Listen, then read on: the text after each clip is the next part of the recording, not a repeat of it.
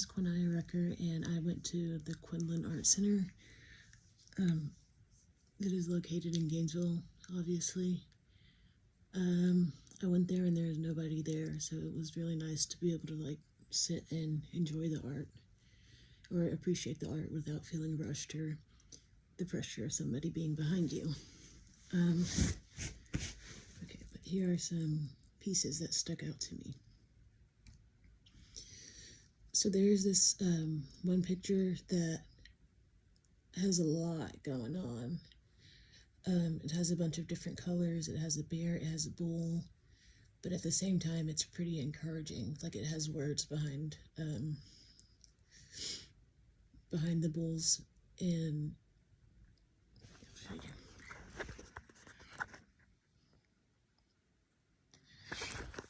that is the art piece. But I felt like the theme of this art, like this piece itself, was encouragement, because on the art it says keep going, and it also says time is a value.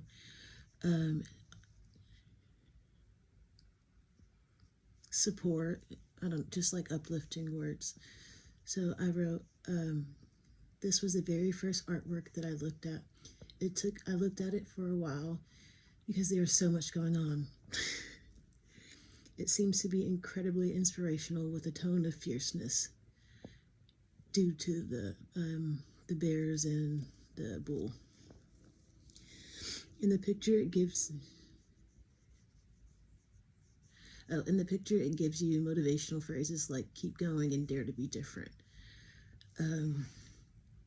The piece uses bold primary colors to snatch your attention. It creates a high contrast due to the complementary colors. And by that, I mean the green and the... So like the green and the yellow, or not green, the blue and the red. And the yellow and all of that, that makes it really pop out. Which is probably why it was the first one that I looked at, considering it's so bright. And there's this other one, this other art piece that was called Time to Start Being Mean. It looks like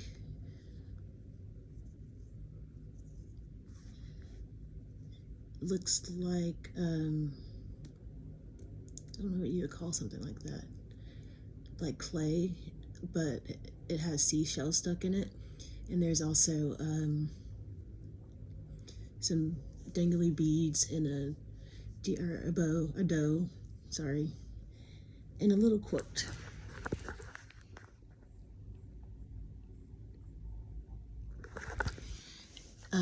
That one is called Time to Start Being Mean, and I wrote, this form was very interesting to me. There's quite a lot to look at along with a lot going on. This piece is called Time to Start Being Mean. On the piece, there is a line that says, the sweet doe gets shot first. To me, this translates to being ran over by people due to being too nice. The doe represents said person's generosity. It's frolicking in a place that it doesn't belong. Maybe the artist is also trying to convey the feeling of feeling out of place. And I also mentioned that the base of the painting is a white background, but it's not painted ordinarily. It's painted to look disheveled, which white represents purity and innocence. And considering the way that it's painted, I believe that it's alluding to conflicting thoughts about being sweet and innocent. And there's also underhints of red. Like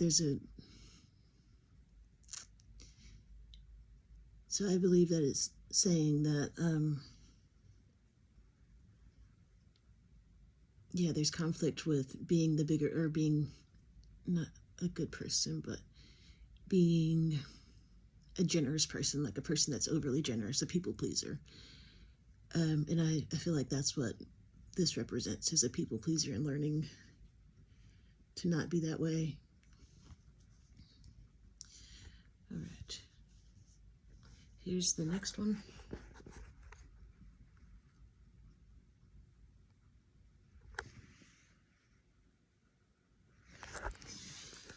For this one, I was a little confused, but I liked it, so I still chose it. Here, I'll zoom in for you. There's a full picture. So it has a city, or not, maybe not a city, but there's a tower amongst a bunch of clouds.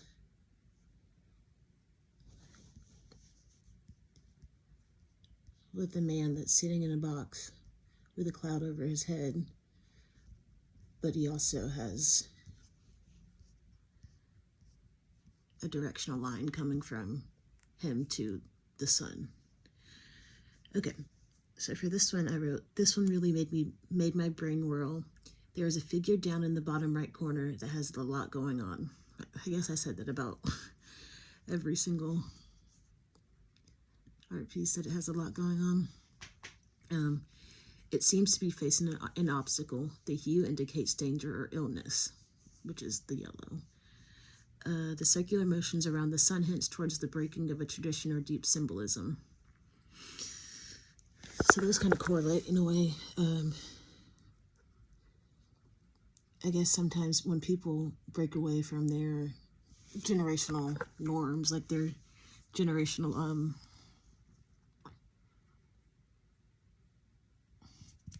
religious beliefs, when they break away from that, I guess they could feel a little dangerous or danger due to their family, because I did.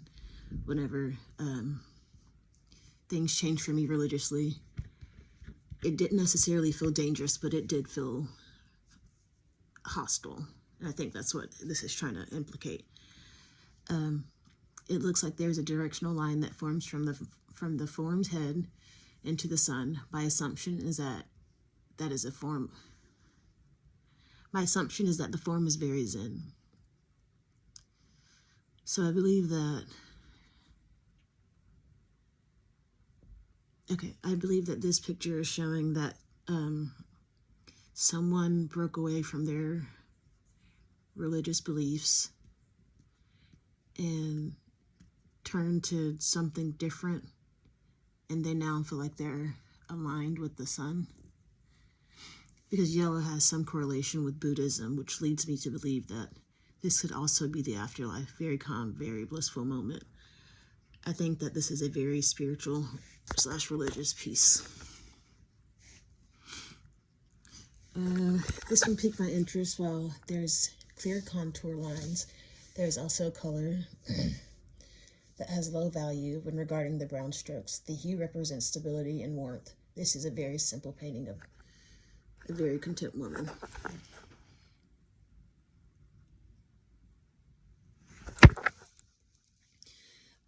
Storm ahead. The painting has an ominous filter to it.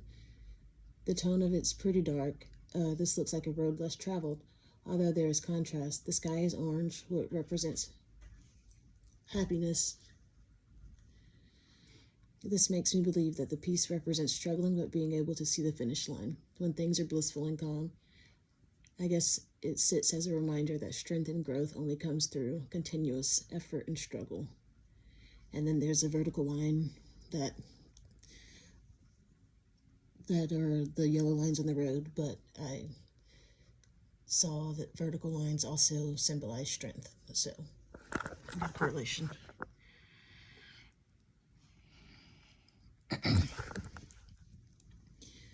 Okay, while being at the museum, I encountered many different mediums. It showed me that art could be practically made of anything as long as you have a vision and passion. I wasn't able to get a picture of a few, but the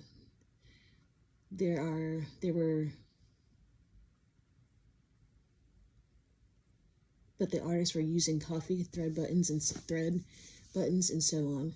What impressed me the most about the exhibit was the versatility. There was so many different pieces. There's a few that followed along the theme of encouragement and bettering yourself. Other than those few pieces, you could never guess what you'll see next.